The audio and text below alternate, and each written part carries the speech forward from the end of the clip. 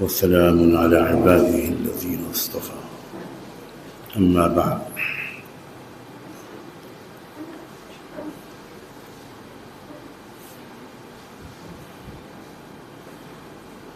قال صلى الله عليه وآله وسلم: كلكم مسؤول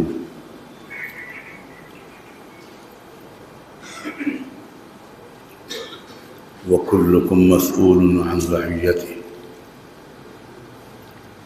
أو كما قال صلى الله عليه وآله وسلم.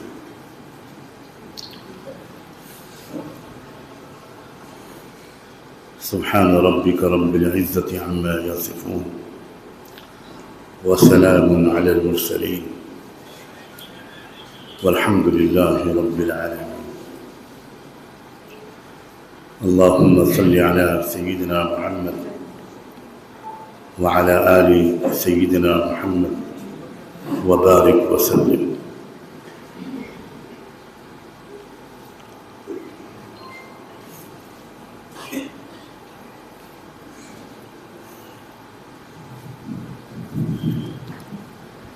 یہ ایسی تاریخی حقیقت ہے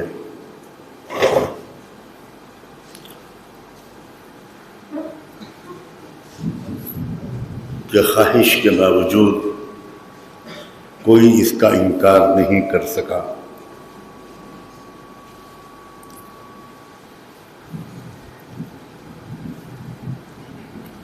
کہ نبی رحمت اور ان کی امت کے مبعوث ہونے کے بعد پوری دنیا کے حالات بدل گئے.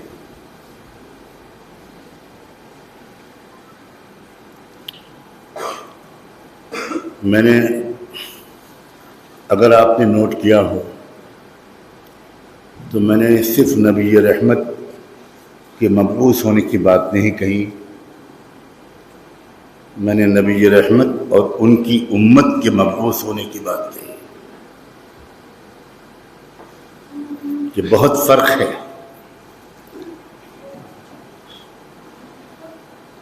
نبی آخر الزماں کی بعثت دوہری بعثت تھی.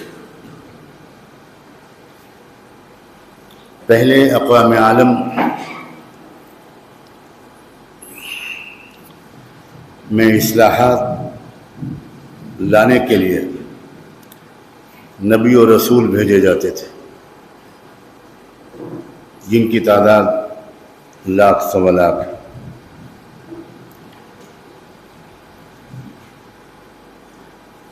لیکن بہت سی مصلحتوں کے تحت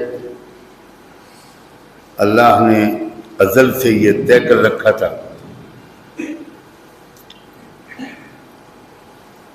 کہ ایک وقت آئے گا جب میں خاتم النبیین محمد رسول اللہ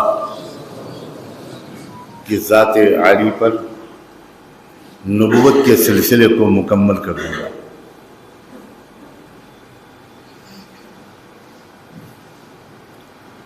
اور ان کے بعد میں کوئی نبی نہیں بھیجوں گا. حالانکہ اللہ کے علم میں یہ بات تھی کہ محمد رسول اللہ کے بعد بھی بہت لمبی مدت تک انسانی دنیا زندہ رہے گی، باقی رہے گی. پہلے بہت تھوڑی مدت کے بعد نبی آتے تھے، چھوٹے چھوٹے رقبے کے فاصلے سے نبی آتے تھے، اور کبھی کبھی تو ایک ہی زمانے میں کئی نبی ہوتے تھے. کمیونیکیشن اتنا آسان نہیں تھا، اور شفیع پروردگار اپنے بندوں کی سہولت کا سب سے زیادہ خیال رکھتا ہے.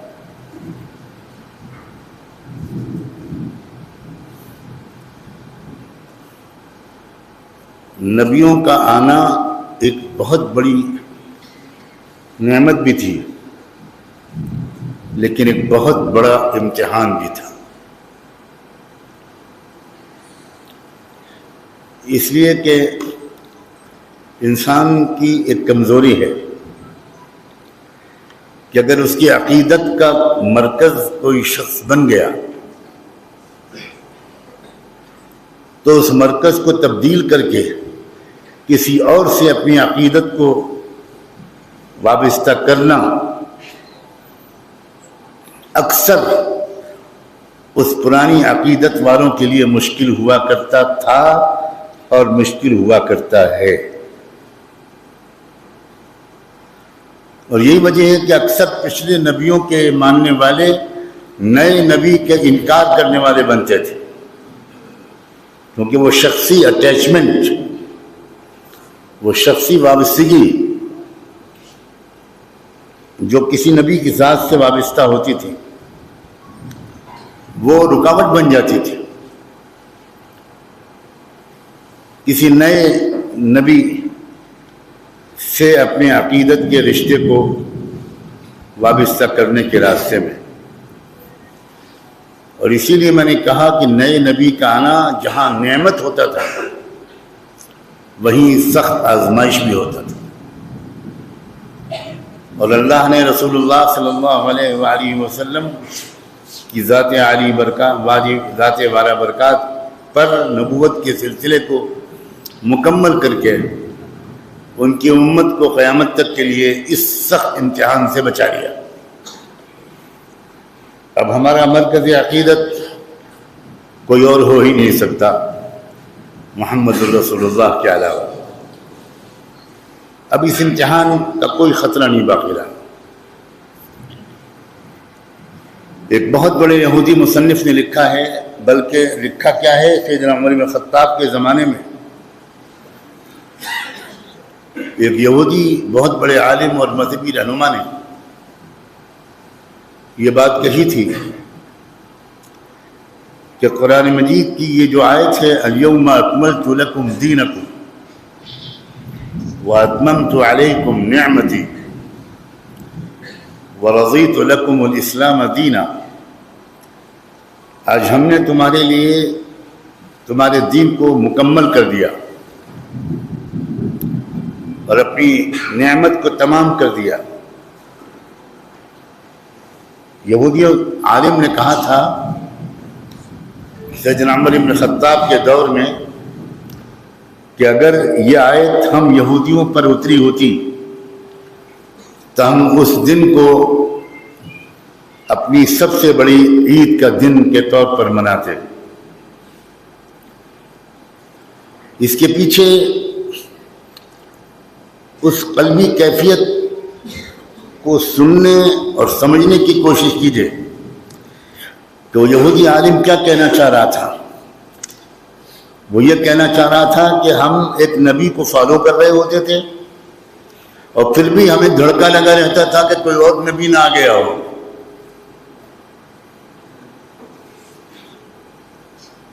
اس آیت نے اعلان کر دیا کہ اب کوئی اور نبی نہیں آئے گا.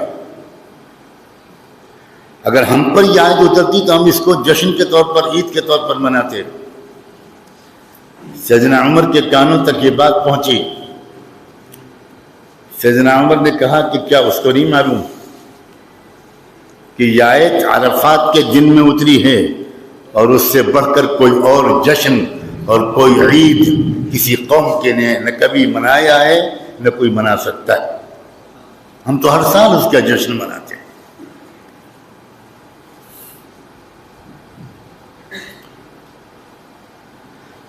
تو آخر نبوت جب اتنی بڑی نعمت تھی تو اللہ نے اس کے دروازے کو مکمل کر دیا، بند کر دیا، تو کیا اس کا کوئی متبادل دیا،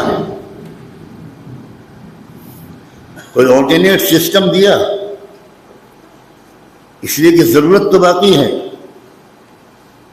انسانیت کو، انسان کو رہنمائی کی ضرورت ہے، اس لیے کہ اس کے اندر اچھائی اور برائی دونوں کا پوٹینشل، دونوں کی صلاحیتیں بھرپور ہیں.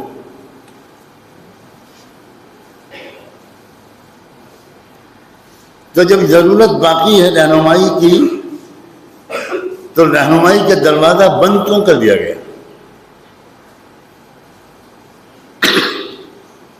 انسان کو غذا کی ضرورت ہے تو غذا کی پیداوار کا دروازہ بند نہیں کیا گیا، بڑھا دیا گیا.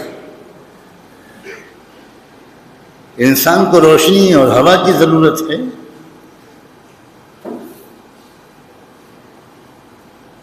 غلے اور اناج کی ضرورت ہے، ہر چیز برابر دنیا میں بڑھ رہی ہے اور یہ اللہ کی پلاننگ کے نتیجے میں بڑھ رہی ہے۔ اور اگر انسانوں کا کرپشن اور مس مینجمنٹ راستے میں رکاوٹ نہ بنے تو کوئی ضرورت کبھی کم نہیں ہو سکتی، کوئی ضرورت کی چیز کبھی اس کی کمی دنیا میں یہ ہو ہی نہیں سکتا۔ یہ ہوتا ہے تو ہمارے کرپشن کی وجہ سے ہوتا ہے، قدرت کے نظام میں انٹرفیئر کرتے ہیں ہم، اس کی وجہ سے ہوتا ہے۔ تو جب تمام ضرورتوں کی تخلیق کا سلسلے کو اللہ نے نہیں روکا بلکہ ترقی کے ساتھ جاری رکھا، تو رہنمائی کی ضرورت کو پورا کرنے کے سسٹم نبوت اس کو کیوں بند کر دیا؟ اسی لیے میں نے وہ جملہ کہا تھا، اللہ کے رسول کی نبوت پر دروازے کو بند کرنے سے پہلے اللہ نے ایک بات کا اعلان فرمایا، انتظام فرمایا کہ میں افراد کو اقوام عالم تک بھیجنے کے سلسلے کو بند کر کے محمد رسول اللہ کی پوری امت کو اقوام عالم کی طرف بھیج رہا ہوں۔ ہم امت مبعوث ہیں، لیکن 99.9% مسلمان اس بات کو کئی سو سال سے بالکل بھول چکے، اور ساری دنیا کی مصیبتوں کا یہی بنیادی سبب۔ یہ بات بالکل ہمیں یاد نہیں ہے کہ ہم ایک مبعوث امت ہیں۔ پہلے نبی بھیجے جاتے تھے، اب پوری امت بھیج دی گئی۔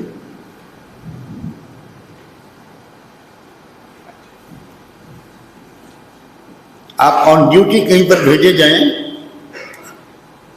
تو کیا آپ ہر وقت اس بات کے لیے فکر مند نہیں رہتے کہ میں جس ڈیوٹی کو ادا کرنے کے لیے فلاں شہر یا فلاں ملک میں بھیجا گیا ہوں، مجھے واپسی سے پہلے وہ ڈیوٹی پوری کرنی ہے، اس لیے کہ میں اکاؤنٹیبل ہوں۔ جس نے مجھے بھیجا ہے وہ مجھ سے حساب لے گا۔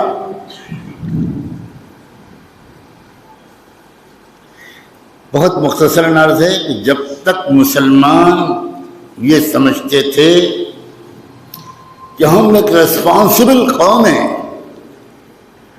دنیا کا امن، انسانی حقوق کا احترام، یہ ڈپینڈ کرتا ہے اس بات پر کہ ہم اپنی ذمہ داری کتنی ادا کرتے ہیں۔ ہم آن ڈیوٹی ہیں اس دنیا میں، اور ہم بھیجے جائیں گے، واپس جائیں گے تو ہم سے صرف وہ حساب نہیں ہوگا جو پچھلی قوموں کے لوگوں سے ہوگا، ہم سے سب سے خطرناک حساب یہ ہوگا کہ تم ایک ڈیوٹی دے کر بھیجے گئے تھے، اور وہ ڈیوٹی یہ تھی کہ دنیا میں انصاف اور امن قائم ہو، یہ تمہاری ذمہ داری تھی، بتاؤ تم نے اس سلسلے میں کیا کیا ہے؟ ہمارا جواب ہوگا کہ اللہ، ہم تو انجینئر تھے، ہم تو پروفیشنل تھے، ہم تو ڈاکٹر تھے، ہم تو بزنس مین تھے، ہم تو مسجد کے امام و خطیب تھے، ہم تو مدرسے میں فلاں کتابیں پڑھاتے تھے۔ میں قسم کھا کے کہتا ہوں اس میں سے کوئی جواب ایک لمحے کے لیے بھی قابل قبول نہیں ہوگا، بالکل نہیں۔ صحابہ میں بہت کم لوگ علماء تھے، میں تو کہتا ہوں صحابہ میں بہت کم لوگ لکھنا پڑھنا جانتے تھے، صحابہ کی اکثریت الٹریٹ تھی، لیکن ذمہ داری کا احساس اور ڈیوٹی ہونے کا احساس۔ رومن امپائر میں جا کر کہہ رہے ہیں کہ ہم اس لیے آئے ہیں کہ آپ کے ملک میں انصاف کا نظام قائم ہو۔ پرشین امپائر میں آ کر آرمی چیف کے سامنے کہہ رہے ہیں، ایمپرر کے سامنے کہہ رہے ہیں، ہیڈ آف دا اسٹیٹ کے سامنے کہہ رہے ہیں، ہمیں معلوم ہے کہ آپ کے ملک میں ظلم ہو رہا ہے، کسانوں پر ظلم ہو رہا ہے، مزدوروں پر ظلم ہو رہا ہے، عورتوں پر ظلم ہو رہا ہے، غریبوں پر ظلم ہو رہا ہے۔ ایک ڈائنسٹی سرکار چل رہی ہے آپ کے یہاں، موروثی سلطنت ہے، قیصر کا بیٹا قیصر، پھر اس کا بیٹا قیصر، پھر اس کا بیٹا قیصر۔ آپ کے یہاں نہایت ناانصافی ہر کمزور طبقے کے ساتھ ہو رہی ہے۔ ہم مدینے سے آئے ہیں اس سسٹم کو بدلنے کے لیے، ہم آپ کے یہاں عیاشیاں کرنے کے لیے نہیں آئے، رومن امپائر کی حسین عورتوں کو دیکھنے کے لیے نہیں آئے، رومن امپائر کی خوشنما مناظر کو دیکھنے کے لیے نہیں آئے، ہم سیاحت کرنے کے لیے نہیں آئے، ہم گھومنے کے لیے نہیں آئے، ہم جسٹس بیسڈ سسٹم کو آپ کے ملک میں اسٹیبلش کرنے اور مظلوموں کو آپ کے ظلم سے نجات دلانے کے لیے۔ کیا آج کے کسی مسلمان کو یہ اپنی ذمہ داری کا احساس تو چھوڑیے، علم بھی ہے؟ کیا میں صاف جواب سن سکتا ہوں آپ سے؟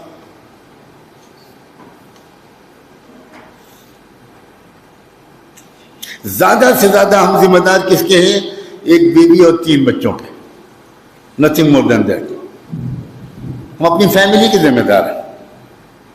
اچھے کپڑے پہنائیں گے، اچھی کار، اچھی بلڈنگ، اچھا بنگلہ، اچھی سواری، اچھی شادی، فضول خرچیوں والی، عیاشیوں والی، بے شرمیوں والی، غریبوں کا دل دکھانے والی۔ اور پھر جب کوئی کہے گا کہ ایسا میں تو فیملی کا ہیڈ ہوں، یہ میری ذمہ داری ہے۔ مجھے کوئی بتا دے کہ ایک نان مسلم اور ایک مسلم کی سوچ میں کیا فرق ہے؟ اگر صرف نماز روزہ کرنا اسلام ہوتا تو کسی قوم کو نماز روزے سے انکار نہیں تھا۔ قوموں نے نبیوں سے کہا تھا الصلاۃ تأمرنا ان نفعل، کیا تمہاری نمازیں ہم کو اپنے پورے کلچر کو بدل دینے کا حکم دیتے ہیں؟ اس کا مطلب ہے نماز پر اعتراض نہیں تھا، زندگی کی ترتیب اور ترجیحات پر پرائرٹیز کے بدلنے سے انکار تھا۔ کاش کہ یہ بات ہم سمجھیں کہ دنیا کی بربادی کے، دنیا کے زوال اور اخلاقی دیوالیاپن و بینکرپسی کے ذمہ دار نہ یہودی ہیں، نہ RSS کے لوگ ہیں، نہ CIA کے لوگ ہیں، نہ KGB کے لوگ ہیں، وہ ہیں جن کا نام ہے محمد سعید اور محمد مصطفیٰ۔ ہم ذمہ دار ہیں۔ We have to take the responsibility. We have to bow our heads shamefully in front of Allah subhanahu wa ta'ala. ہم مجرم، اس لیے ہم نے اپنی اجتماعی ذمہ داری بالکل نہیں سمجھی۔ چونکہ یہاں مجھ سے کہا گیا کہ ہم مسجدوں کے ذمہ دار ہیں، یہاں مدرسوں کے ذمہ دار ہیں، یہاں برادریوں کے ذمہ دار ہیں، یہاں بزنس مین لوگ موجود ہیں، اس لیے میری گفتگو ذمہ داری کے ارد گرد گھوم رہی ہے۔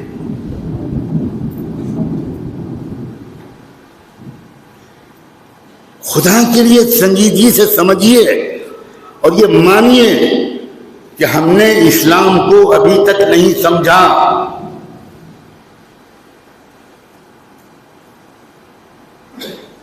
اگر جب تک ہم اپنی کیریکٹر ادا کر رہے تھے، رول پلے کر رہے تھے، تو دنیا کا نقشہ ہی بدل چکا تھا۔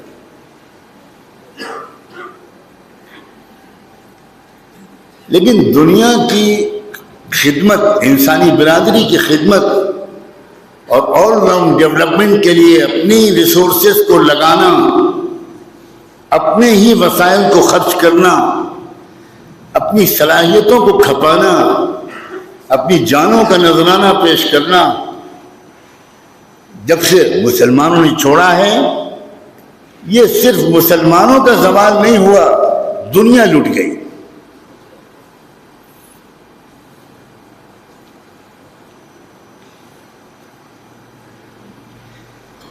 لوگ اس کو حادثہ سمجھتے ہیں کہ ہمارے ہاتھ سے حکومت چلی گئی، یہ کوئی حادثہ ہے؟ حادثہ یہ ہے کہ دنیا کے انسانوں کی شرافت چلی گئی. حادثہ یہ ہے کہ عورتوں کی عزتوں کی سر بازار عورتوں کی عزتیں لوٹنے لگی. کس کی وجہ سے؟ بہت آسان ہے دوسروں کو الزام دینا، بہت مشکل ہے اپنے جرم کا اقرار کرنا. یہ خالی ذہنی اور ایک فرضی باتیں میں نہیں کر رہا ہوں. جس محلے میں کوئی ہمدرد انسان رہتا ہے، ایک ہمدرد انسان جس کو اپنے پڑوسیوں کی بھی فکر رہتی ہو، اپنی فیملی کے ساتھ وہ خیال رکھتا ہو، آپ بتائیے اس محلے میں آپس میں محبتیں رہتی ہیں کہ نہیں رہتی؟ جواب دیجیے مجھے.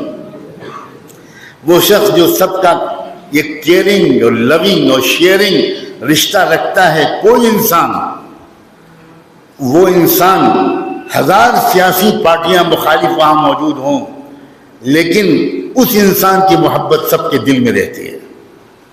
اور لوگ کہتے ہیں کہ بھائی اور مسلمانوں کو مارنا، بٹ ڈونٹ ٹچ دس مین.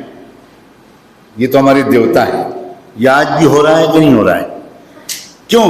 اس لیے کہ ایک انسان نے اپنے لمیٹڈ دائرے میں اپنے محلے کے لوگوں کا خیال رکھا تو اس کی محبت دل میں آ گئی.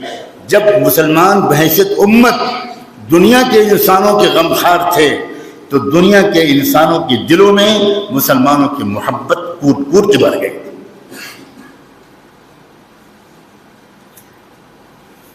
ایک بہت بڑی تبدیلی کی ضرورت ہے عزیزوں.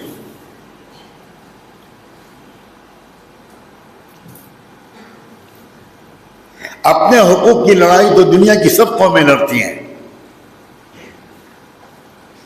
دنیا کے انسانوں کو انصاف دلانے کی لڑائی لڑنا یہ نبیوں نے سکھایا تھا، محمد عربی نے سکھایا تھا صلی اللہ علیہ وسلم.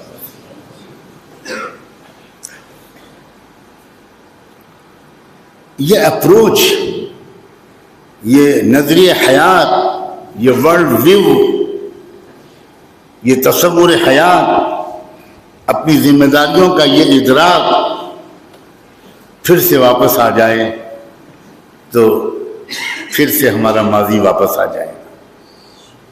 عظمت رفتہ واپس آ جائے گی، اور عظمت رفتہ سے زیادہ محبت رفتہ واپس آ جائے گی. دنیا کے انسانوں کے ہم محبوب بن جائیں.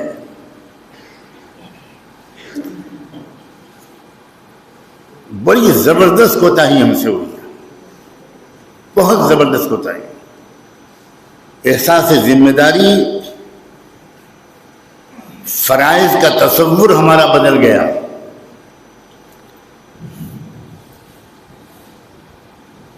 اگر اسلام میں پوچھا جائے کسی بھی مسلمان سے کہ کتنے فرائض ہیں تو کیا جواب ملے گا؟ کوئی صاحب جواب دیں. کتنے فرض ہیں اسلام میں؟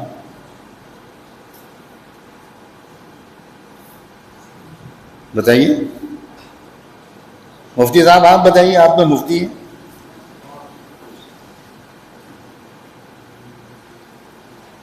کتنے فرض ہیں؟ میں بھول گیا ہوں، میرے سبق یاد دلا دو.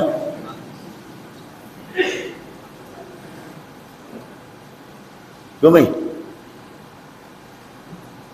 آپ لوگ چوکنا ہو گئے؟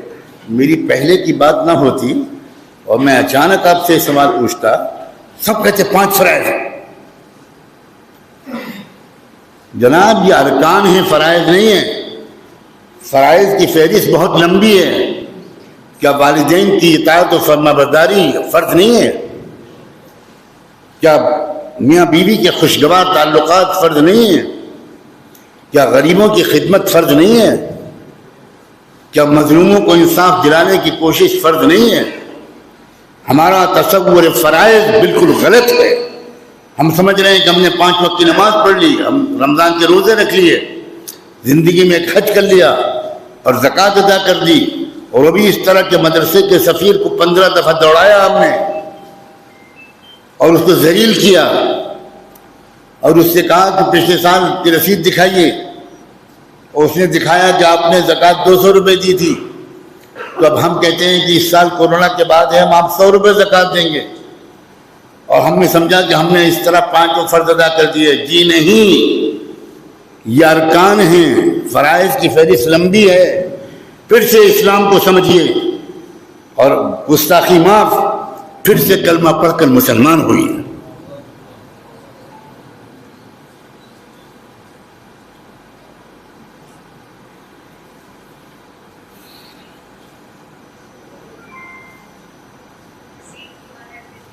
اپنے رائٹس اور اپنے حقوق کی لڑائی لڑنا کوئی کمال کی بات نہیں، اپنے فرائض کی ادائیگی کے سلسلے میں قربانیاں دینا، یہ ہے اہم بات، مردانگی کی بات۔ ہمارا انڈین کانسٹیٹیوشن، جس کے بارے میں لوگ کہتے ہیں کہ one of the best constitutions in the world, میں تو اس پر کوئی کمنٹ نہیں کروں گا۔ اس میں بھی پورے کانسٹیٹیوشن میں 69 سال تک ہماری ڈیوٹیز کے لیے ایک بھی لفظ نہیں تھا، سارا بیان ہمارے رائٹس کا تھا۔ یہاں بیٹھے ہوں گے وکلاء، چند سال پہلے اس میں ڈیوٹیز کے سلسلے میں کچھ بڑھایا گیا، امینڈمنٹ کیا گیا۔ 70 سال کے بعد ہمارے دیش کے مہان نیتاؤں کو یہ سمجھ آیا کہ شہریوں کی کچھ ڈیوٹی بھی ہونی چاہیے، صرف رائٹس بیان کرنے سے کام نہیں چلے گا۔ اب اٹھائیے قرآن کو، تمام حدیثوں کے ریکارڈ کو کھولیے، اسلام نے حقوق دوسروں کے بیان کیے ہیں اور فرائض ہمارے بیان کیے۔ انسان جب اپنی ڈیوٹی ادا کرتا ہے تو آٹومیٹیکلی دوسروں کے حقوق ادا ہوتے ہیں، اور انسان جب صرف اپنے رائٹس کے لیے لڑتا ہے تو اول تو اپنی ڈیوٹی بالکل ادا نہیں کرتا، اور پھر کلیش پیدا ہوتا ہے آپس میں، جو آج پوری اقوام عالم میں پیدا ہو رہا ہے۔ کیوں پیدا ہو رہا ہے؟ اس لیے کہ رسول اللہ نے اور انبیاء علیہ السلام نے اس باریک بات کو اللہ کی وحی سے سمجھا تھا کہ انسانوں کو شعور دلاؤ ان کی ڈیوٹیز کا، اس سے انسانوں میں جوڑ پیدا ہوگا۔ جو بیوی اپنے حقوق کو یاد رکھے اور ذمہ داریوں بحیثیت بیوی کے فرائض کو یاد نہ رکھے، گھر میں کیسا ماحول ہوگا؟ اور اسی طرح الٹا کر لیجیے، جو شوہر اپنے حقوق کا بہت زیادہ اس کو یاد ہوں اور اپنی ڈیوٹیز ٹورڈز ہز فیملی وہ یاد نہ ہوں، اس گھر میں کبھی محبت نہیں ہو سکتی۔ انسانوں کے درمیان جوڑ پیدا کرنے والی چیز ان کی ذمہ داریوں کا احساس ہے، نہ کہ حقوق کا۔ دوسروں کے حقوق کا خیال اور اپنی ڈیوٹیز کا خیال، یہ خاندانوں کو، محلوں کو، قوموں کو، انسانیت کو آپس میں جوڑ دیتا ہے۔ یہی وہ انقلاب تھا جو نبی امی محمد مصطفیٰ صلی اللہ علیہ وآلہ وسلم اور ان کی اس امت کے ذریعے بپا ہوا تھا، جس امت کے ایک ایک فرد کو یہ بات اچھی طرح سمجھ میں آ گئی تھی کہ جس طرح رسول اللہ ہم تک بھیجے گئے ہیں، اسی طرح ہم اقوام عالم کی طرف مبعوث ہیں۔ ان کو سمجھ میں آ گیا تھا کہ جتنی قربانی، جتنی تکلیف، جتنی مشقت رسول اللہ نے ہم تک اس محبت بھرے پیغام کو پہنچانے کے لیے برداشت کی ہے، اتنی ہی تکلیف اور قربانی اور مشقت ہمیں بھی اقوام عالم تک خدا کے اس خوبصورت تحفے کو پہنچانے کے لیے ضرور برداشت کرنی پڑے گی۔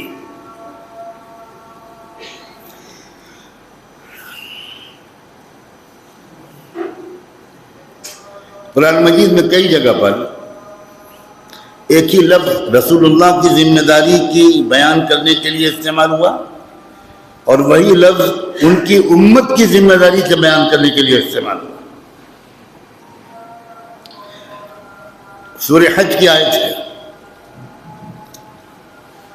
یا ایھا الذین آمنوا ارکعوا واسجدوا واعبدوا ربکم وافعلوا الخیر لعلکم تفلحون وجاہدوا فی اللہ حق جہادہ واجتباکم وما جعل علیکم فی الدین من حرج ملت ابیکم ابراہیم هو سماکم المسلمین. اب آئیے لیکون الرسول شہیدا علیکم وَتَكُونُوا شُهَدَاءَ عَلَى النَّاسِ. ایک ہی لفظ جو امت مسلمہ تک رسول اللہ کو جو پیغام پہنچانے کی ذمہ داری ڈالی گئی تھی، تو حضور کی ذمہ داری کو بیان کرنے کے لیے جو لفظ قرآن نے چنا شہیداً علیکم، وہی لفظ جب اللہ اس موضوع پر آیا کہ اب تمہاری ذمہ داری اقوام عالم سے کے لیے کیا ہے، تمہارا رشتہ اقوام عالم سے کیا ہے، تو وہی سیم ورڈ شہیداً علیکم اور وَتَكُونُوا شُهَدَاءَ عَلَى النَّاسِ، وہی لفظ قرآن نے استعمال کیا ہے. یعنی یہ تک گوارا نہیں کیا اللہ نے کہ رسول کی ذمہ داری کو ادا کرنے کے لیے کوئی اور لفظ بول دیتے اور ہماری ذمہ داری کو بیان کرنے کے لیے کوئی اور لفظ بول دیتے. لفظ تک کا فرق اللہ نے گوارا نہیں کیا. اور مجھے یہ بھی کہنے دیجیے کہ عربی زبان بہت امیر زبان ہے، بہت دولت مند زبان ہے، انگریزی کی طرح غریب زبان نہیں ہے. انگریزی دانوں سے معذرت کے ساتھ انگریزی اتنی غریب زبان ہے کہ عربی کے ذمے زکوٰۃ نکالنا فرض ہے.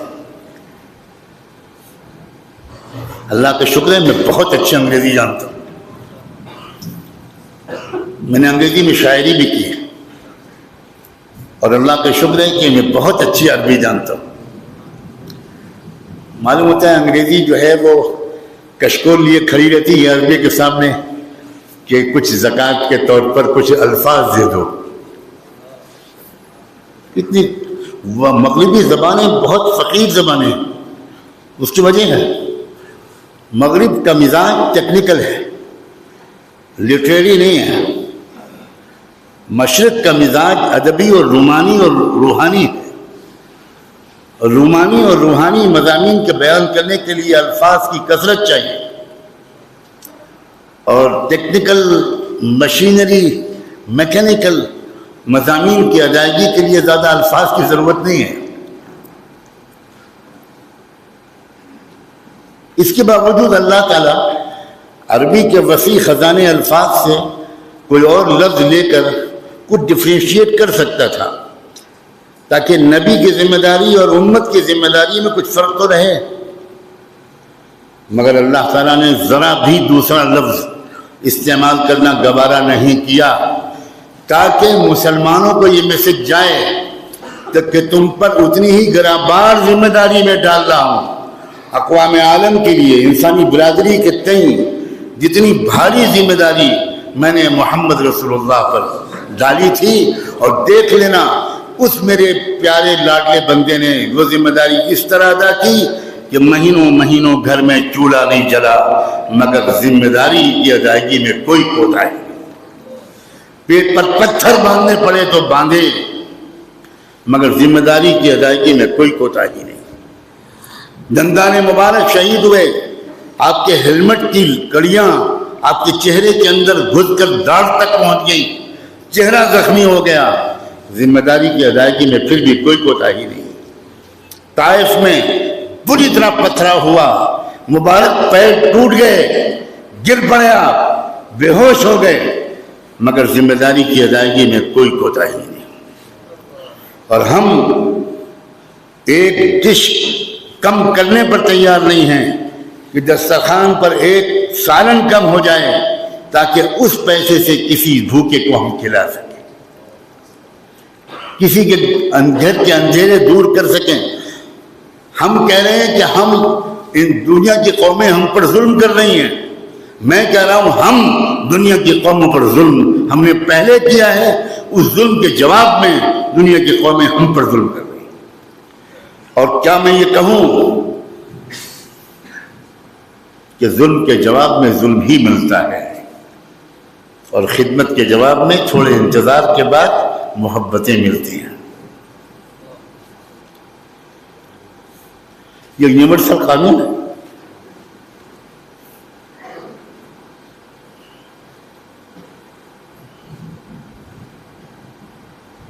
خدا کے لیے آپ حضرات ایک نیا ورق پلٹ دیجئے اپنی اپنی برادریوں، اپنے اپنے ذاتی اور فیملیز اور خاندانوں کی زندگی میں ایک نیا ورق پلٹ دیجئے، ایک نئی شروعات کیجیے۔ برادریوں کے ذمہ دار، میں ان سے کیا گزارش کر سکتا ہوں کہ آپ اپنی برادریوں کی میٹنگیں بلائیے، کر سکتا ہوں گزارش؟ کوئی نہیں جواب دے رہا۔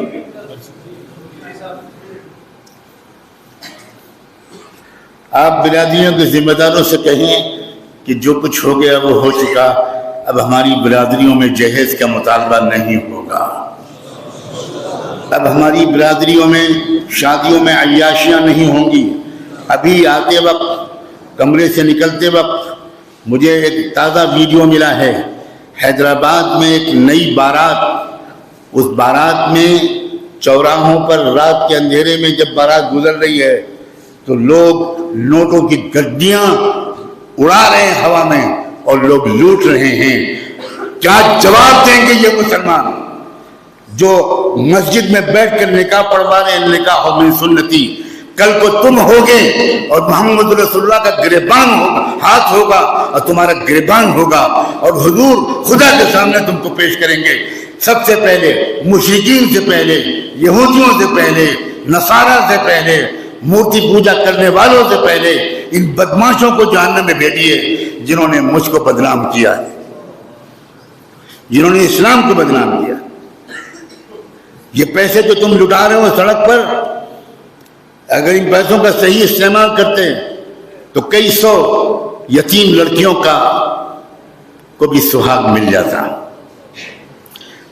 تمہاری بیٹی کی بارات، تمہارے بیٹوں کی بارات جا رہی ہے شہنائی بجاتے ہوئے، کمکمیں سجاتے ہوئے، تم ڈی جے اور میوزک اور ناچ گا رہے ہو، اور جس گلی سے گزر رہے ہو سڑک سے، اس کے کنارے کچھ غریب گھروں کے میں بھی ہیں، بیٹی جھانک کر دیکھتی ہے کھڑکی سے اور دیکھتی ہے کسی کی بارات جا رہی ہے، اور چپکے سے جا کر اپنے کمرے کو اندر سے بند کر کے تکیے میں منہ چھپا کر روتی ہے، کاش کہ میرا باپ بھی مالدار ہوتا تو کوئی آتا مجھے بھی بیاہ کر لے جاتا، میں تو اپنے ماں باپ پہ بوجھ بن گئی ہوں۔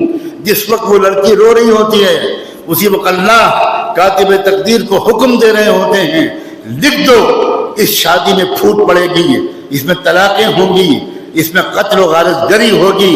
اب تم ہزار دنیا بھر کے عاملوں سے، بزرگوں سے تعویذ لکھواتے پھرو، لیکن یاد رکھنا برادریوں کے چودھریوں، جو لعنت خدا کے غصے کی وجہ سے اس شادی پر برسی ہے، ساری دنیا کے اولیاء اللہ مل کر تعویذ لکھیں، وہ بلا اور وہ نفرت دور نہیں ہو سکتی۔ کیا ہو رہا ہے مسلم معاشرے میں؟ یو پی کے ڈی جی پی تھے مسٹر پرکاش سنگھ، ان کے پرسنل اسسٹنٹ تھے ایک اچھے مسلمان، ان کی بیٹی کے نکاح کا مسئلہ تھا۔ میرے پہلے شیخ و مرشد، وہ اللہ کا ولی اور عارف بندہ حضرت مولانا محمد احمد صاحب پرتاپ گڑھی، ان سے ان کا تعلق تھا، تو انہوں نے حضرت سے درخواست کی، یہ شادی الہ آباد میں ہونی تھی، انہوں نے حضرت سے درخواست کی کہ حضرت آپ نکاح پڑھا دیں۔ حضرت نے معذرت فرمائی، کہا کہ میں تو نہیں جاؤں گا، کہا پھر حضرت آپ کسی اور کو بھیج دیجیے۔ تو حضرت نے مجھے لکھنؤ خط بھیجا کہ مولوی سجاد یہ صاحب ہیں مجھ سے بہت تعلق رکھتے ہیں، اچھے انسان ہیں، ان کی بیٹی کا نکاح ہے، ہمارا خواہش یہ ہے کہ آپ نکاح پڑھا دو، اس موقع پر تھوڑی سی بات بھی کر لینا۔ میرے شیخ کا حکم تھا، میں عام طور پر شادیوں میں شریک بالکل نہیں ہوتا، بالکل نہیں، 99% میں شادیوں میں شریک نہیں ہوتا، لیکن شیخ کا حکم تھا، میں چلا گیا۔ پولیس لائن کے گراؤنڈ میں نکاح کی تقریب تھی، ڈی جی صاحب کے بغل میں مجھے بٹھایا گیا۔ ڈی جی صاحب نے مجھ سے کان میں کہا، director general police of U P, کہ نعمانی صاحب مسلمانوں کی شادیاں تو بہت سمپل ہوتی تھیں، یہ ہو کیا گیا اب آپ کے معاشرے کو، آپ کے سماج کو؟ میں نے ان سے کہا کہ ہم نے آپ کی خرابیاں لے لی ہیں اور آپ نے ہماری خوبیاں لے لی، ایک تبادلہ ہوا ہے، اور میں تفصیلی جواب تقریر میں دوں گا جو میں نکاح سے پہلے کروں گا۔ میں نے نکاح کے موقع پر بہت سخت لفظوں میں یہی باتیں کہیں۔ جیسے ہی میں تقریر سے فارغ ہوا، ڈی جی پی صاحب کھڑے ہوئے، کہا میں کچھ کہنا چاہتا ہوں۔ ان کے پی اے صاحب ان کا تشریف لائیں، سر آئیے۔ تو ڈی جی پی نے جانتے کیا کہا؟ ایک تو تبصرہ وہ ہے جو نعمانی صاحب نے تقریر میں کیا، وہ تو میں آپ پر چھوڑتا ہوں، کیونکہ میں اتنا زیادہ اسلام کو نہیں جانتا کہ میں اس پر کوئی کمنٹ کروں، لیکن میرے پاس بیٹھے تھے نعمانی صاحب، میں نے ان سے کان میں کہا کہ مسلمانوں کی شادیاں تو پہلے بہت سمپل ہوتی تھی، تو انہوں نے مجھے جو جواب دیا وہ یہ کہ آپ لوگوں نے اسلام کی خوبیاں لے لی اور ہم نے آپ کی خرابیاں لے لی۔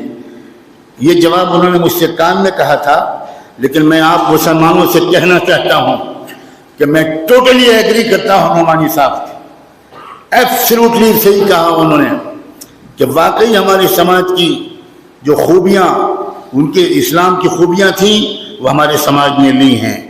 اس نے کہا کہ میں پرکاش سنگھ، میں جس سماج سے تعلق رکھتا ہوں، ہمارے سماج کی پنچایت میں طے ہوا ہے کہ کسی شادی میں کھانے پر 25,000 روپے سے زیادہ خرچ نہیں ہوں گے۔ Can you believe it? Director general of police کیا نہیں خرچ کر سکتے وہ؟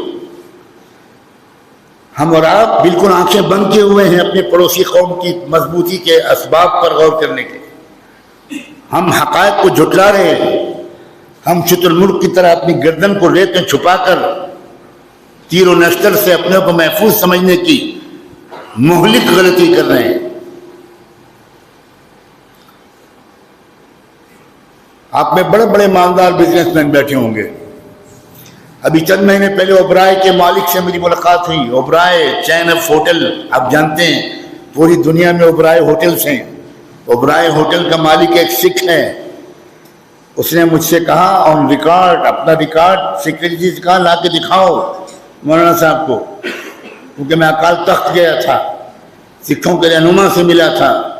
اس کے بعد میری کچھ سکھ انٹلیکچوئل اور بزنس مین کے ساتھ ایک کلوز ڈور میٹنگ ہوئی، اس میں تعارف ہوا۔ بہت سمپل آدمی، مجھے اندازہ بھی نہیں تھا کہ یہ اوبرائے ہوٹل کے مالک ہیں، یعنی بلینز آف ڈالرز کے مالک ہیں۔ امریکہ کے شہروں میں، یورپ کے شہروں میں، انڈیا میں، کہاں، سنگاپور میں، ملیشیا، انڈونیشیا، تھائی لینڈ میں، ہر جگہ اوبرائے ہوٹل کی چین موجود ہے۔ اس کا مالک نے کہا کہ مولانا صاحب، گرو کی کرپا سے میں اپنی منتھلی انکم کا 95% غریبوں کی سیوا پر خرچ کرتا ہوں۔ چلو پر پانی میں ڈوب مرنا چاہیے کہ نہیں؟ 95%، ہمیں 2.5% خرچ کرتے ہوئے پسینے آ جاتے ہیں۔ ہم بہانے بازی کرتے ہیں، ہم اکاؤنٹس میں ادھر سے ادھر ٹرانسفر کرتے ہیں، ہم مولویوں کے پاس لوگ مسئلہ لے کر آتے ہیں اور ہوشیاری کرتے ہیں کہ فائنینشیل ایئر کے ختم ہونے سے پہلے اپنے اکاؤنٹس کے پیسوں کو بیٹا، بیٹی، داماد، بہو ان سب کے ٹرانسفر اکاؤنٹ میں ٹرانسفر کر دیتے ہیں، اور اس کے بعد وہ عالم سے کہتے ہیں ہمارے اکاؤنٹ میں تو اتنے پیسے، تو کتنی زکوٰۃ ہوئی؟ تم ہم کو بیوقوف بنا سکتے ہو مگر رب کائنات کو بھی بیوقوف بنا سکتے ہو۔ مال کی محبت نے تمہیں اندھا کر دیا ہے۔ یہ ہے ہمارا کیریکٹر۔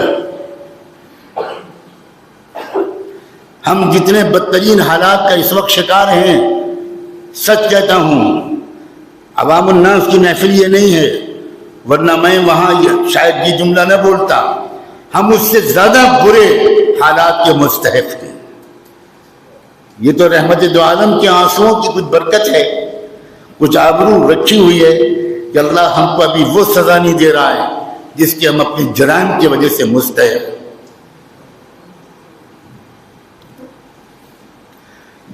برادریوں کی بالکل پنچایت بلائیے، میٹنگ بلائیے اور آپس میں ایک دوسرے کے ساتھ طے کیجیے۔ مدرسوں اور مسجدوں کے ذمہ داران، مسجدوں کے ذمہ داران سے گزارش ہے کہ مسجد سے 5 وقت کی نماز پڑھنے کی جگہ نہیں ہے، مسجد اپنے پورے نیبرہڈ کہ آل راؤنڈ ڈیولپمنٹ کا مرکز بننا چاہیے۔ پورا ہمارا نیبرہڈ، ہر مسجد کے ارد گرد 100 200 300 جو گھر ہیں، اس کے بارے میں ہماری مسجد میں بیٹھ کر مشورہ ہونا چاہیے کہ بھائی ہر گھر کے حالات ہمیں معلوم ہو جائیں تاکہ ہم کچھ خدمت کر سکیں۔ آپ راجستھان کے لوگ ہیں، یہاں جاٹ برادری ہے، گجر برادری ہے۔ جاٹ برادری کا لیڈنگ رول تھا کسان آندولن میں۔ اللہ کا بہت بڑا کرم ہے کہ بالکل شروعات میں ہی، کیونکہ میں بہت پہلے سے کسانوں کے مسائل کو پڑھتا تھا، اپنی خانقاہ کی اصلاحی مجلسوں میں میں اپنے لوگوں کو اس بات پر انکریج کرتا تھا کہ اپنے اپنے گاؤں کے اندر، اپنے علاقے میں گاؤں میں جاؤ اور کسانوں کی خیریت پوچھو، اس لیے کہ مجھے پتا ہے کہ سب سے زیادہ خودکشی ہمارے ملک میں ہر سال کسان کر رہا ہے، اس لیے کہ کسان بینک سے لون لیتا ہے، اس کی فصلوں کو اچھی قیمت نہیں ملتی، کھاد مصنوعی ہے، کیمیکل والی ہے جس سے پیداوار کم ہو رہی ہے، امپورٹڈ بیج ہے جس بیج کو سازش کے تحت بھیجا جا رہا ہے۔ اور آپ میں سے خدا کرے کچھ لوگ جانتے ہوں یہ بات کہ ہمارے ملک میں بیجوں، تازہ بیج کو پیدا کرنا بین کر دیا گیا ہے۔ ہر کسان مجبور ہے کہ وہ امریکہ سے امپورٹ کرے ہوئے بیج کو ہی استعمال کرے، اور وہ بیج امریکہ میں استعمال نہیں ہوتے۔ میں نے کیلیفورنیا میں فارمر سے پوچھا، انہوں نے کہا اس بیج کو تو ہم لوگ اپنے جانوروں کو بھی نہیں کھلا سکتے۔ اس بیج کو یہاں پر حکومت نے لازم کر دیا کہ کوئی فارمر اس بیج کے سوا کوئی بیج استعمال نہیں کر سکتا۔ یہ پوری سازشیں ہیں۔ میں بہت پہلے سے اس کو دیکھ رہا تھا کہ یقیناً ایک وقت آئے گا کہ کسان تنگ آمد بجنگ آمد کے طور پر کھڑے ہو جائیں گے۔ چنانچہ جب کسان آندولن شروع ہوا تو میں پہلا شخص تھا مسلم ایک طالب علم کہ کسان آندولن میں خود جا کر شریک ہوا۔ ان کی لیڈرشپ سے میرے برابر رابطہ قائم ہے۔ کئی بار نریش ٹکیت خود میرے پاس آ چکے، میں خود نریش ٹکیت کے گھر گیا اور کسانوں کی پوری صورتحال کو سمجھا، اور حکومت سے جو ان کی لڑائی ہے اس کے علاوہ میں نے اپنے لوگوں سے، جہاں ہمارا NGO رحمان فاؤنڈیشن کام کر رہا ہے تقریباً 15-16 اضلاع میں، ان سب جگہ میں نے یہ بات کہی لوگوں سے کہ آپ ایک ایک گاؤں میں جاؤ، ایک ایک کسان کے گھر جاؤ، اپنے ساتھ کسی نان مسلم کو لے کر جاؤ اور کسانوں سے بہت محبت سے پوچھو کہ انکل کہیں آپ کے اوپر بینک کا لون تو نہیں ہے؟ تو وہ بتائے گا کہ ہاں ہے۔ پھر اس سے پوچھو کہ پھر آپ کا کیا کیپیسٹی ہے، آپ اس لون کو کب تک ادا کر پائیں گے؟ تو 3 جگہ یہ واقعہ پیش آیا کرناٹکا میں کہ کسان نے کہا کہ ہم ادا تو کر ہی نہیں سکتے، 12 لاکھ 15 لاکھ روپے ہم کہاں سے لائیں گے، پھر آپ کیا کریں گے؟ تو اس نے اچانک آواز دی لوگ ہمارے ساتھی حیران رہ گئے. بیٹی اس کی گھر سے نکل کر آئی اور اس نے صرف یہ کہا کہ یہ بیٹی ایک بچی ہے, اس کی شادی میں کر دوں, 2 مہینے 4 مہینے کے بعد ہو جائے گی, اس کے بعد تو میں خودکشی کروں گا, اور کوئی چارہ کار نہیں میرے پاس. ہمارے ساتھیوں نے یہ کہا انکل ایک گزارش آپ سے ہے, آپ آج طے کر دیجئے کہ آپ خودکشی نہیں کریں گے, ہم لوگ یہ کوشش کریں گے کہ آپ کا سارا لون ادا ہو جائے. صرف آپ ایک کام کر دیجئے, ہم کو لے جا کر اپنے بینک مینیجر سے ملوا دیجئے. پہلے تو اس کو اپنے کانوں پر یقین ہی نہیں ہے, اس کو شک ہوا, اور آپ جانتے ہیں یہ شک اور سندیہ کی فضا ہمارے ملک میں چل رہی ہے. شک ہونے پر کوئی تعجب نہیں ہے, شک نہ ہونے پر تعجب کیا جانا چاہیے. چنانچہ جب اس کو یقین ہو گیا تو وہ بینک مینیجر کے پاس لے کر گیا, اور ہمارے ساتھی داڑھی کرتا ٹوپی میں وہ گئے, اور انہوں نے جا کر مینیجر سے کہا کہ سر ان کا لون کا پتہ چلا اتنا ہے, یہ ہمارے پڑوسی ہیں, بزرگ ہیں, بوڑھے ہیں, تو ہم لوگ آپ کے پاس اس ریکویسٹ کے لیے آئے ہیں کہ اگر آپ 3 مہینے کا نوٹس آپ نے دیا ہے تھوڑا ایکسٹینڈ کر دیں, 6 مہینے کی مدت کر دیں, 8 مہینے کی کر دیں, تو ہم لوگ ان رائٹنگ گارنٹی دے سکتے ہیں, ہم ایفیڈیوٹ بھی بھر سکتے ہیں کہ ہم لوگ انکل کا لون ادا کروا دیں گے. بینک مینیجر اپنی کرسی سے اٹھ گیا, اس نے واٹ آر سیئنگ, کیا کہہ رہے ہیں آپ؟ ان کا سر ہم اور کچھ نہیں, آپ کسی کو نہ بتائیے, ہم صرف یہ چاہتے ہیں کوئی اخبار میں نہیں چھپے گا, کوئی پریس میں نہیں جائے گا, کوئی خبر نہیں چھپے گی, ہم یہ چاہتے ہیں کہ ان کی سیوا کریں گے تو خدا ہمارے گناہ معاف کر دے گا. یقین مانیے پنجاب نیشنل بینک کے مینیجر نے کھڑے ہو کر نمسکار کیا, کہا کہ میں نوٹس وڈرا کرتا ہوں, ان لمیٹڈ مدت کے لیے آپ کو مہلت دیتا ہوں. پولیس اسٹیشن میں جو ہم نے رپورٹ لکھائی تھی, اس نے اسی وقت فون کر کے اپنے اسسٹنٹ سے کہا فوراً لیگل اوپینین لے کر کل کو FIR وڈرا کرو. یہ فرشتہ لوگ آئے ہیں, دیوتا لوگ, یہ کسان کا جو قرضہ ہے وہ ادا کر دیں گے. مہلت بڑھوائی گئی تھی 8 مہینے کی, 3 دن کے اندر چند عورتوں نے اپنے سونے کے زیور بھیج دیے, کچھ لوگوں نے اپنی زمین دے دی اور کہا بہت دن ہیں, 6 مہینے 8 مہینے, اتنے دن میں بہت دیر ہو جائے گی. ہم نے سنا ہے کہ آپ لوگ یہ ارادہ کر رہے ہیں. حضرت نے اپنے درس میں اپیل بھی کی تھی, آپ یہ زیور لے لیجئے, یہ چوڑیاں لے لیجئے, یہ ہار لے لیجئے, یہ زمین کے پلاٹ کے پیپرز بھیج رہے ہیں, ان کا جو قرض ہے وہ ادا کر دیجئے. اب آگے اس کے بعد کیا ہوا, پورے خاندان کے بچے کس راستے کو چھوڑ کر کس راستے پر آ گئے, آپ کے لیے سمجھنا مشکل نہیں ہونا چاہیے. ہماری ذمہ داریاں ہیں, ہم اپنی ذمہ داریوں کو ادا کریے.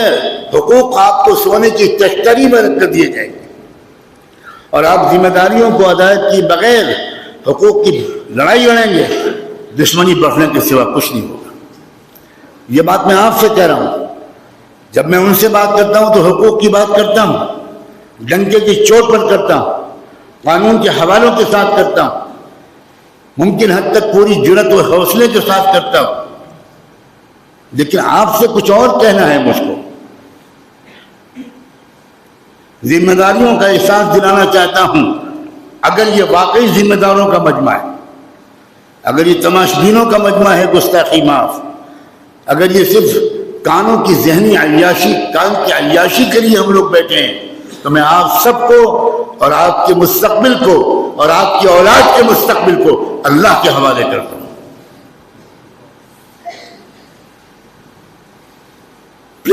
پلیز سیریس ہو جائیے, پلیز سنجیدہ ہو جائیے.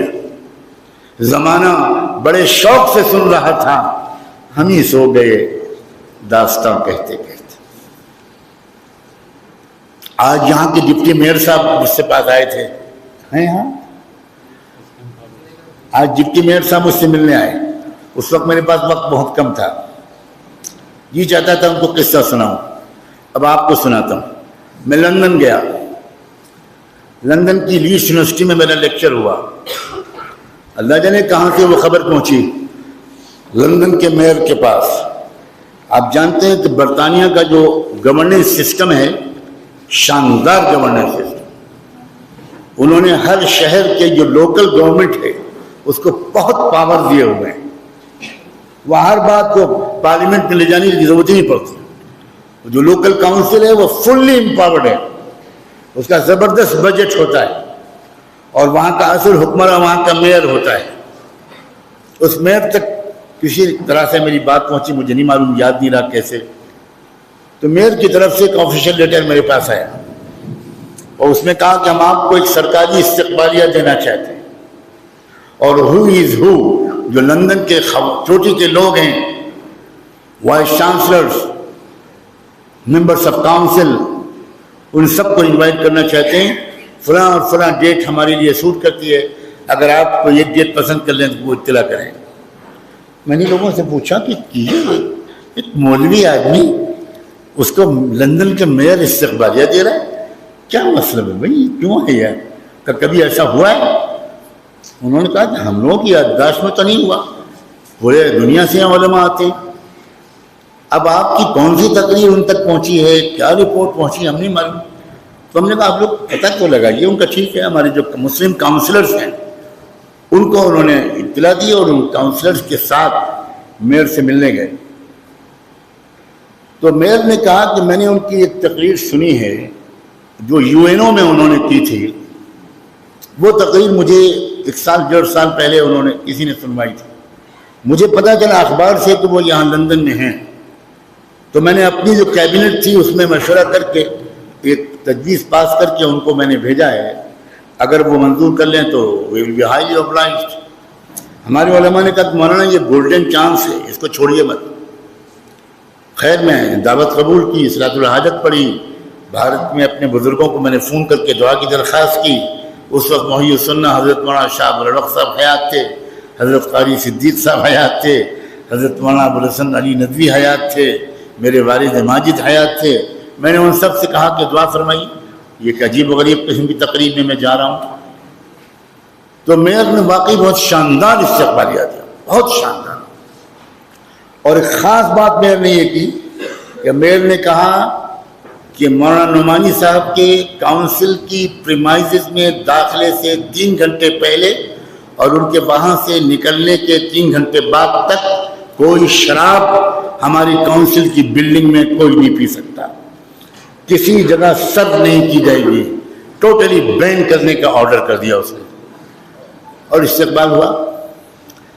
اللہ نے میرے دل کو, میری زبان کو جاری کر دیا, اور میں نے سورہ مریم اور سورہ آل عمران کے حوالے سے حضرت عمران کے خاندان, حضرت مریم, حضرت عیسیٰ, ان کے بارے میں قرآن نے جو کچھ کہا ہے وہ کچھ اپنی ٹوٹی پھوٹی انگریزی میں کہنے کی کوشش کی, اور بات ان کے سامنے پورا پیغام رکھا.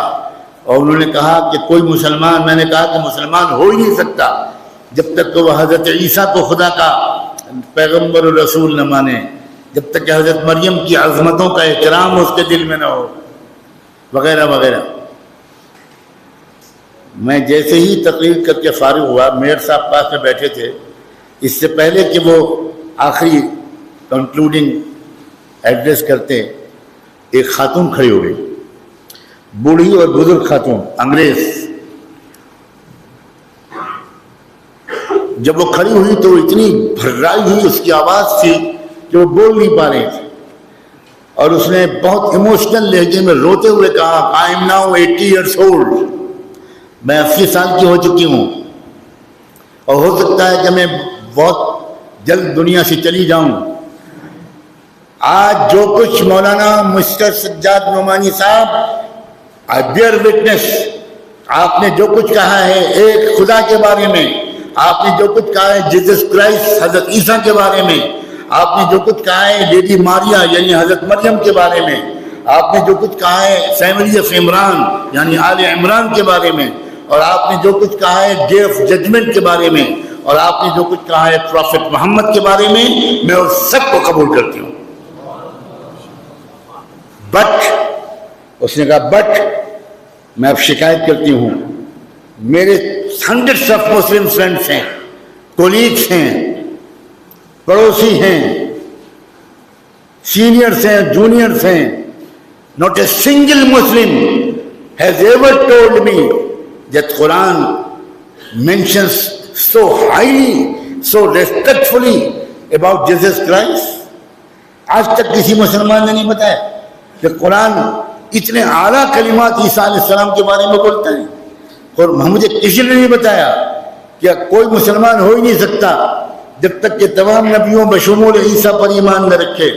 میں تو اب تک یہ سمجھتی رہی کہ مسلمان تو محمد پر ایمان رکھتے ہیں، ان کا عیسیٰ سے کیا رشتہ، ان کا لیڈی ماریا سے کیا رشتہ، ان کا فیملی آف عمران سے کیا رشتہ. آج میں پہلی بار سن رہی ہوں. میں کہتی ہوں کہ میرے خاندان کے جتنے لوگ قرآن اور محمد پر ایمان کے بغیر گئے ہیں، کیا مسلمان اس کا جواب قیامت کے دن دے پائیں گے؟ یہ 80 سالہ بزرگ عورت نے بھرے مجمع میں کہا. کہتی ہے تجھے خلق خدا غائبانہ کیا. میڈیا پر ایمان لانا چھوڑیے اور میڈیا کی تلاوت چھوڑیے. قرآن کو سمجھیے، قرآن کو سمجھ کر پڑھیے، پڑھ کر سمجھیے. قرآن کو سمجھنے کی کوشش کیجیے. قرآن صرف تلاوت کی کتاب نہیں ہے، قرآن بک آف گائیڈنس ہے، رہنمائی کی کتاب ہے. کوئی سوال ایسا نہیں ہے جس کا جواب قرآن میں موجود نہ ہو.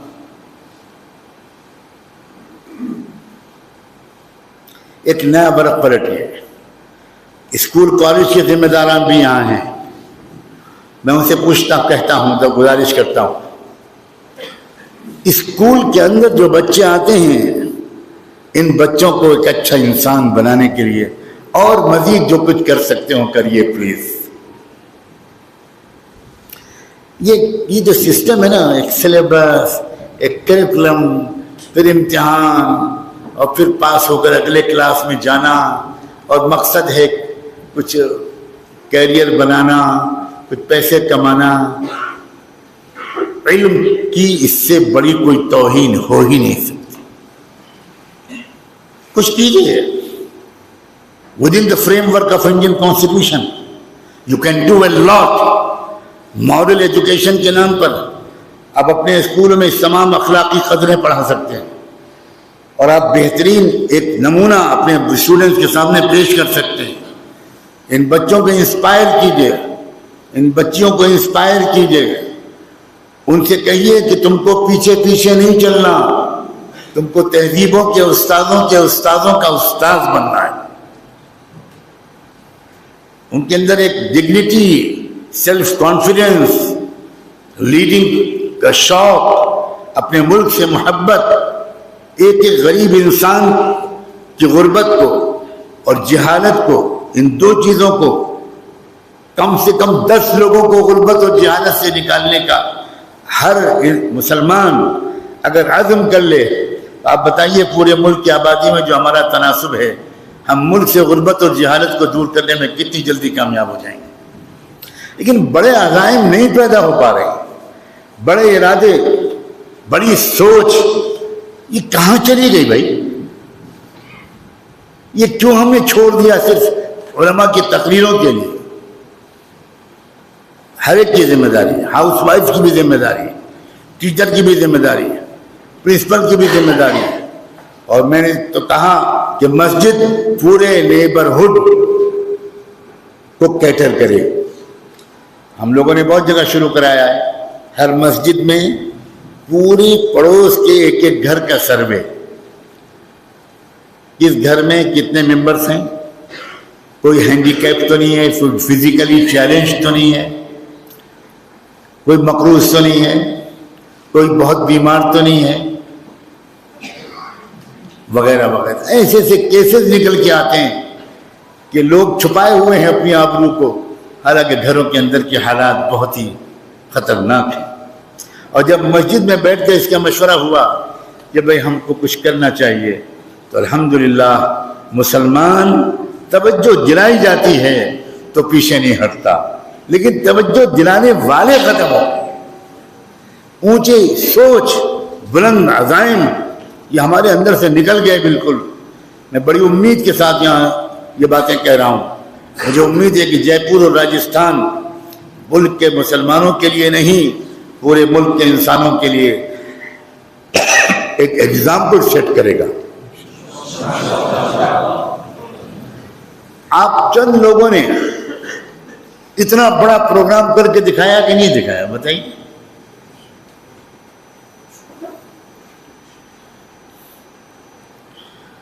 ایڈمنسٹریشن کہہ رہا ہے کہ ہماری ریکارڈڈ تاریخ میں کبھی جے پور میں اتنا بڑا پروگرام نہیں ہوا اور اتنا ویل آرگنائزڈ, اتنا ڈسپلن پروگرام نہیں ہوا. اس کا مطلب ہے you can do, you are capable of doing big things. آپ بڑے بڑے کام کر سکتے ہیں.